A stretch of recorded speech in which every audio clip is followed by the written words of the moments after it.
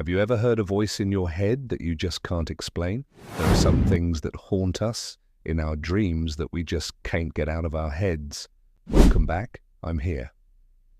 And today we're going to take a look at the story behind the screaming mines of Cornwall. Miners often don't have the safest working conditions. In the 1800s, the working conditions were far worse than they are today. Miners would work deep in the earth in dark, cramped spaces where even a small mistake could cost them their life. Sometimes the ground above them would collapse, crushing them or burying them alive. With so much danger surrounding this job, it is understandable that if miners would hear strange sounds while working, they might dismiss it as just another hazard of the job. But what if the sound kept coming back even after the danger had passed? This is the story of the screaming mines of Cornwall. In the 1800s, the people of Cornwall relied heavily on the tin mines for their income. The mines of Cornwall were some of the deepest in the world, and miners would go hundreds of feet under the surface to extract the metals. The deeper the miners went, the darker it got and the thinner the air became. At some points, the miners would need to move side to side in order to avoid being crushed by the low ceilings. And when there was an emergency, the miners would need to move fast in order to survive. One day, while the miners were digging deeper into the earth, they heard a strange sound echoing through the tunnels. It sounded like someone was screaming, but it wasn't anyone that they knew. At first, the miners didn't pay any attention to the cries and continued with their work. They assumed it was just the wind or maybe just some trick of their ears. But over the next few days, the cry came back again and again. It was always the same cry, long and drawn out, like someone was calling out for help. At first, the miners didn't think much of it, assuming that it was just the wind or some other natural phenomenon. However, after hearing the scream for several days, the miners began to grow uneasy.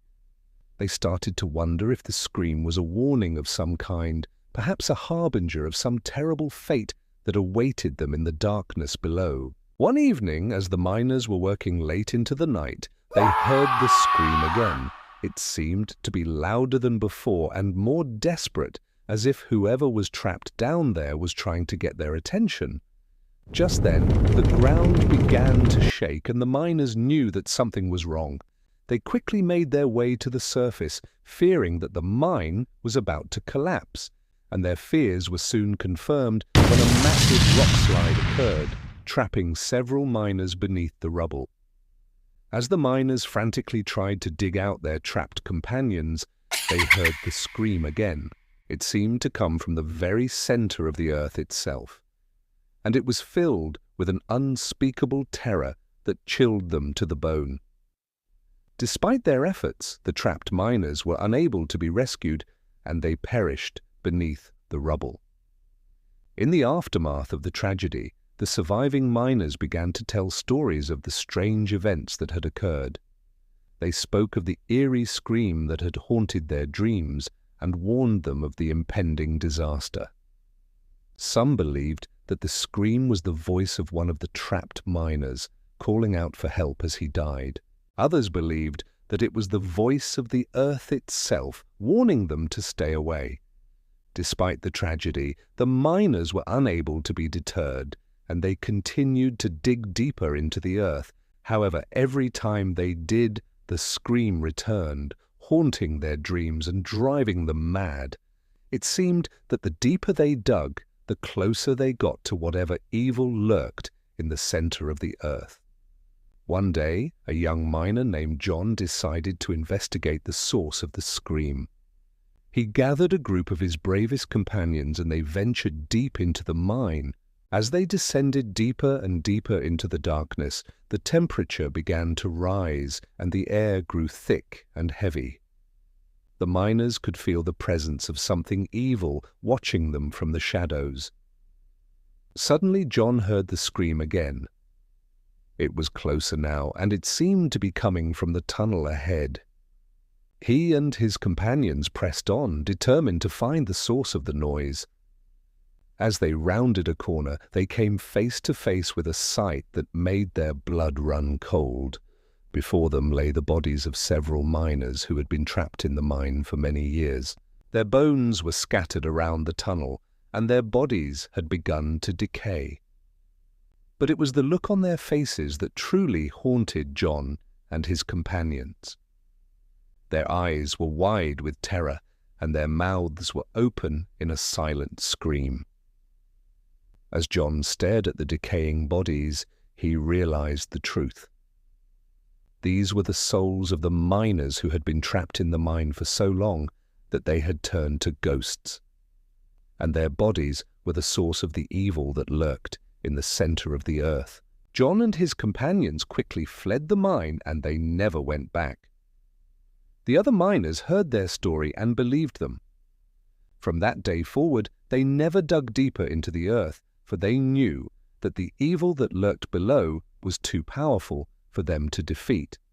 The tale of the screaming mines of Cornwall has been told and retold for centuries. It is a story of tragedy and terror that has captured the imaginations of people all over the world. Some believe that the story is based on real events that occurred in the mines of Cornwall, while others believe that it is a figment of the author's imagination. However, there is no doubt that the story is a powerful reminder of the dangers that lurk in the darkness and the importance of listening to the warnings of those who have gone before us. The deep, dark mines of Cornwall have been the site of many tragedies over the years.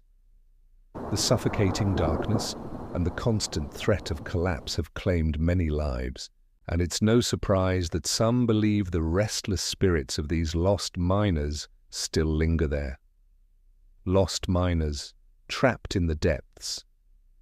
Imagine you're a miner, working hard to extract precious metals from deep within the earth. You've descended hundreds of feet, and the air is thick with the smell of damp earth and the sound of dripping water. Suddenly the ground shakes and the air grows heavy. Before you can react, the mine begins to collapse, trapping you deep in the darkness, screaming for help, but no one can hear you. You struggle to free yourself, but the rocks and dirt are too heavy. Panic sets in as you realize that you may never see the light of day again. You call out for help, but your voice echoes unanswered in the darkness. And then, as the air grows thin and the darkness closes in, you succumb to the suffocating darkness, joining the ranks of the lost miners who have died beneath the earth. These lost souls are now trapped in the depths of the earth, their bodies buried beneath the weight of the collapsed mine. They wander the tunnels, searching for a way out, but they're doomed to wander forever, their cries echoing through the darkness. Some say that the lost miners are driven mad by their eternal imprisonment, their minds breaking under the strain of the endless darkness. They claw at the walls, their fingernails scraping against the rock, leaving behind permanent scars on the mine's surface. Living miners. Now imagine you're one of the living miners working hard to make a living in the dangerous profession. You've heard the stories of the screaming mines, of course. Who hasn't in this close-knit mining community? But you've chosen to ignore them, focusing instead on your work. You descend into the darkness of the mine, the smell of damp earth and the sound of dripping water filling your senses. You work diligently, extracting the valuable metals that lie hidden beneath the earth. But then suddenly the ground shakes and the air grows heavy. You feel a sense of dread wash over you as you realize that the stories you've heard may be true. The mine is collapsing. You struggle to free yourself from the falling debris, but it's too late. The darkness envelops you, and you hear the echoes of the lost miners' screams ringing in your ears. Now, as a living miner, you find yourself haunted by the ghosts of your predecessors. They appear to you in your dreams, their eyes filled with sadness and their bodies covered in the grime of the mine. They reach out to you, trying to warn you of the dangers that lie ahead, but you're too afraid to listen. You try to escape from them, but they're always there, waiting for you in the darkness. You wake up from your dreams, shaking and sweating, and the cries of the lost miners still ring in your ears. You know that you can't escape the ghosts of the screaming mines, and you wonder if you'll ever find peace. The screaming mines of Cornwall remain a mystery to this day. Were the miners truly haunted by the ghosts of their dead colleagues, or was it all just a figment of their imaginations? Perhaps the answer lies somewhere in the darkness of the mines, waiting to be discovered. If you enjoyed this episode, please leave a like and subscribe for more. Also, check out my podcast available on various platforms. Thanks for watching. See you next time.